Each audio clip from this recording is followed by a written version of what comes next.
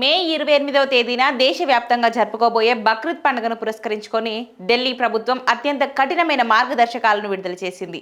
జాతీయ రాజధాని పరిధిలో ఆవులు, దూడలు, ఒంటెలు ఇతర నిషేధిత జంతువులను బలి ఇవ్వడం పూర్తిగా చట్టవిరుద్ధమని ప్రభుత్వం స్పష్టం చేసింది. ఈ నిబంధనలను ఉల్లంఘించే వారిపై కఠినమైన క్రిమినల్ చర్యలు తీసుకుంటామని వివరించింది. పండుగ వేళ శాంతి భద్రతల పరిరక్షణతో పాటు జంతు సంరక్షణ చట్టాలను తూచా తప్పకుండా అమలు చేయాలని అధికారులను ఆదేశించింది. ఢిల్లీ అభివృద్ధి శాఖ మంత్రి కపిల్ మిశ్రా ఈ ప్రత్యేక అడ్వైజరీని విడుదల చేస్తూ రోడ్లు, వీధులు, బహిరంగ మైదానాలు లేదా నివాస ప్రాంతాలలో ఎలాంటి జంతు బలులకు అనుమతి లేదని స్పష్టం చేశారు. కేవలం ప్రభుత్వం చట్టబద్ధంగా అనుమతించిన నిర్దేశిత ప్రాంతాల్లో మాత్రమే కుర్బానీ ప్రక్రియను నిర్వహించుకోవాలని సూచించారు. ఈ సందర్భంగా మంత్రి కపిల్ మిశ్రా సోషల్ మీడియా వేదికగా ఓ వీడియోను పోస్ట్ చేశారు. అందులో మాట్లాడుతూ బక్రీద్ పండుగ వేళ గోవులకు సంబంధించిన జాతులు, ఆవులు, దూడలు, ఒంటెలు ఇతర చట్ట ప్రకారం నిషేధించబడిన జంతువులను బలి ఇవ్వడం పూర్తిగా నేరం.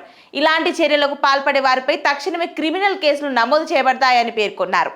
అంతేకాకుండా బలి ఇచ్చిన తర్వాత మిగిలిపోయే వ్యర్థాలను రోడ్లపై, డ్రైనేజ్లలో లేదా పబ్లిక్ ప్రదేశాలలో పారబోయడంపై పూర్తి నిషేధం విధించారు.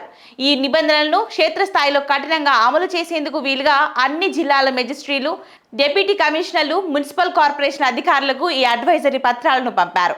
ఇక మరోవైపు తెలంగాణలో బక్రీద్ నేపథ్యంలో పశువులను రవాణా చేస్తున్న వారిపై దాడులు జరగడం, పలువురి అరెస్ట్ వంటి ఉద్రిక్తతల మధ్య ఢిల్లీ ప్రభుత్వం ఈ ముందస్తు జాగ్రత్తలు తీసుకుంది.